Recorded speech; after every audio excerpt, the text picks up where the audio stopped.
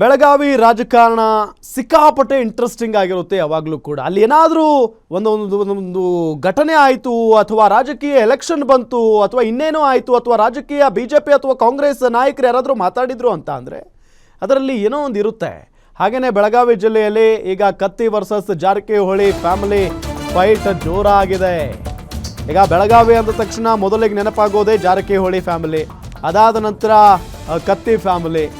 ಸತೀಶ್ ಜಾರಕಿಹೊಳಿ ಸೋಲಿಸೋದಕ್ಕೆ ಈಗ ರಮೇಶ್ ಕತ್ತಿ ಪಣ ತೊಟ್ಟಿದ್ದಾರೆ. ಸತೀಶ್ ಜಾರಕಿಹೊಳಿ ಕ್ಷೇತ್ರದಲ್ಲಿ ರಮೇಶ್ ಕತ್ತಿ ಅಬ್ಬರದ ಭಾಷಣವನ್ನ ಮಾಡಿದ್ದಾರೆ. 2028ರ ಚುನಾವಣೆಯಲ್ಲಿ ಸತೀಶ್ ಜಾರಕಿಹೊಳಿ ಸೋಲಿಸಬೇಕು, ನಮ್ಮ ತಾಲೂಕಿನಿಂದ ಬೇರೆಯವರನ್ನ ಹೊರ ಹಾಕಬೇಕು, ಅವರನ್ನ ಹೊರ ಹಾಕಬೇಕು ಅಂದ್ರೆ ನಾವೆಲ್ಲರೂ ಒಂದಾಗಬೇಕು, ಎಲೆಕ್ಷನ್ನಲ್ಲಿ ಎಲ್ಲರೂ ಒಗ್ಗಟ್ಟಿನಿಂದ ಕೆಲಸ ಮಾಡಿ ಅಂತ ಕತ್ತಿ ಕರೆ ಕೊಟ್ಟಿದ್ದಾರೆ. ಬೆಳಗಾವಿ ಜಿಲ್ಲೆಯಲ್ಲಿ ಕತ್ತಿ ವರ್ಸಸ್ ಜಾರಕಿಹೊಳಿ ಫೈಟ್ ಜೋರಾಗಿದೆ. ರಮೇಶ್ ಕತ್ತಿ ಜಾರಕಿಹೊಳಿ ಅವರನ್ನ ಸೋಲಿಸಲು ಕರೆ ಕೊಟ್ಟಿರೋದು ಈ ಸಂದರ್ಭದಲ್ಲಿ.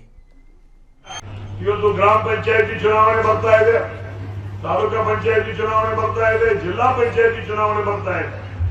ಅವೆಲ್ಲ ಚುನಾವಣೆ ಬಂದಂತ ಸಂದರ್ಭದಲ್ಲಿ ನಮ್ಮಲ್ಲಿ ಒಡಕು ಹುಟ್ಟಿಸಿ, ನಮ್ಮಲ್ಲಿ ಹಳಿ ದ್ವೇಷಗಳನ್ನು ಹಾಕಿ, ನಮ್ಮ ಮನಸ್ಸನ್ನ ಕಲಕ ನೀರ್ದಾಗಿ ಮಾಡಿ, ನಮ್ಮಲ್ಲಿ ಬೆಂಕಿ ಹಚ್ಚುವ ಮುಖಾಂತರ ನಮ್ಮಲ್ಲಿ ಒಡಕು ಮಾಡಿ ನಮ್ಮ ವಿರುದ್ಧ ಇನ್ನೊಬ್ಬನ, ಅವನ ವಿರುದ್ಧ ಮತ್ತೊಬ್ಬನ ನಿಲ್ಲಿಸುವಂತ ಪ್ರಯತ್ನ ಆಗ್ತದೆ.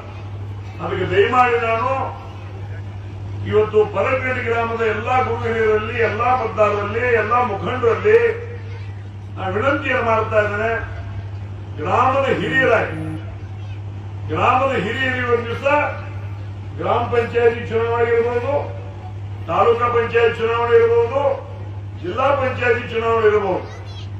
ಗ್ರಾಮದ ಹಿರಿಯರು ಏನು ನಿರ್ಣಯ ಮಾಡ್ತಾರೆ ಆ ನಿರ್ಣಯಕ್ಕೆ ನಾವು ನೀವೆಲ್ಲ ಭದ್ರಾದ್ರೆ ಮಾತ್ರ ಈ ಭಾಗದ ಶಾಸಕರನ್ನು ಬದಲು ಮಾಡಲಿಕ್ಕೆ ಶಕ್ಯ ಅನ್ನೋ ಮಾತನ್ನ ಈ ಸಂದರ್ಭದಲ್ಲಿ ಹೇಳಲಿಕ್ಕೆ ಇಚ್ಛೆ ಪಡ್ತಾ ಇದ್ದೇನೆ.